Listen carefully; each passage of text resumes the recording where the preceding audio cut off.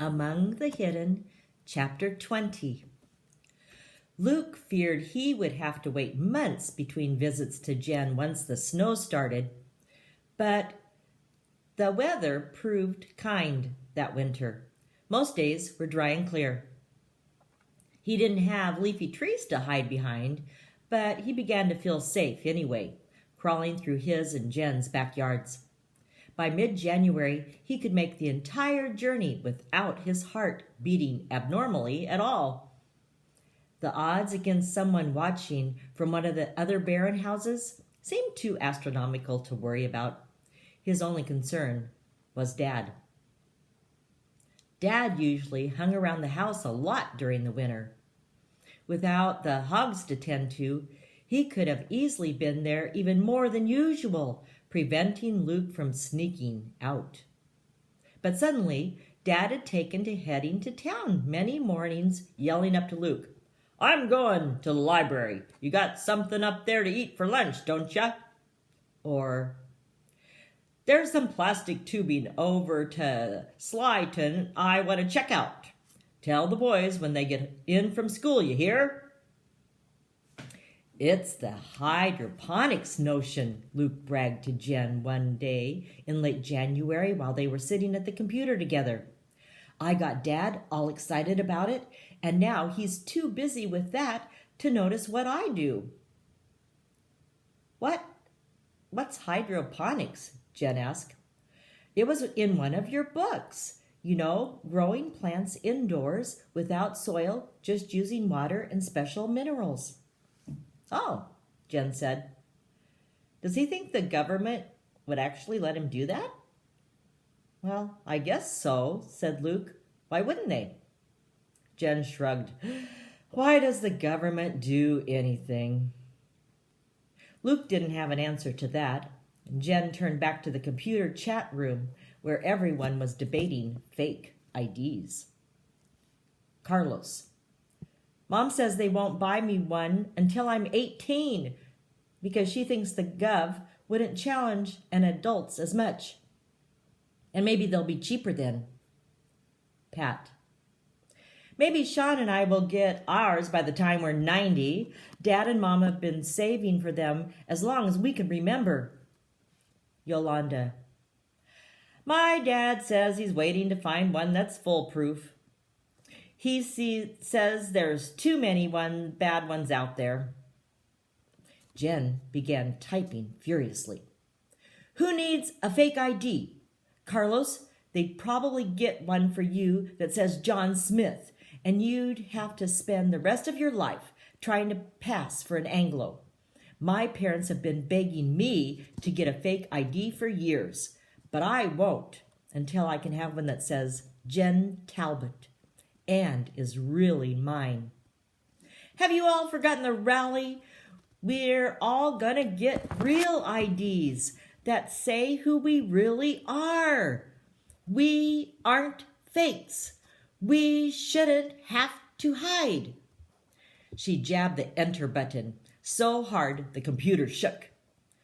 "But Jen," Luke said timidly, I thought you used a fake ID to go shopping with your mom. It says that you're her niece." Jen turned her fierce gaze to Luke. "No, that was just a shopping pass," she said. "I don't like using that either, but I figured I can't fight my parents about everything. What they're talking about," she pointed at the computer screen, "is taking on a fake identity permanently. Most shadow kids do that eventually. They go live with another family and pretend to be someone they aren't for the rest of their lives." "So you'd rather hide?" Luke asked. He thought about using a different name, living in a different family, being a different person. He couldn't imagine it. "No, of course I wouldn't rather hide," Jen said irritably. "But getting one of those IDs, that's just a different way of hiding. I want to be me and go about like anybody else. There's no compromise, which is why I've got to convince these idiots that the rally's their only chance." There was a shocked blankness on the computer screen after Jen's entry. Then Carlos ventured, Jen, got any of your parents' blood pressure medicine handy? Sounds like you need it. Jen stabbed the power button on the computer. The screen instantly went dark. She spun around in her chair and clenched her fists. Arg! She screamed with a grimace of frustration. Jen? Luke asked.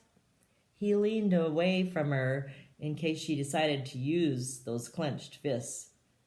Jen turned to Luke in surprise, as though she'd forgotten he was there. Don't you ever feel like saying, I can't take this anymore? She asked. She leaped up and began pacing the floor.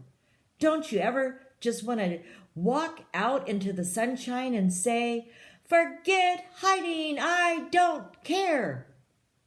Am I the only one who feels this way? No, Luke whispered. She whirled around and pointed at the computer. Then what's wrong with them? Why don't they understand? Why aren't they taking this seriously? Luke bit his lip. I think, he said, people just have different ways of expressing how they feel. Those kids make jokes and complain. You run around screaming your head off and tackling people. He was proud of himself for figuring that out, considering he really only knew 5 people in the whole world. But for the first time, he wondered how the rest of his family would cope if any of them had to hide. Dad would get grumpy. Mother would try to make the best of it, but you'd be able to tell that she was really unhappy.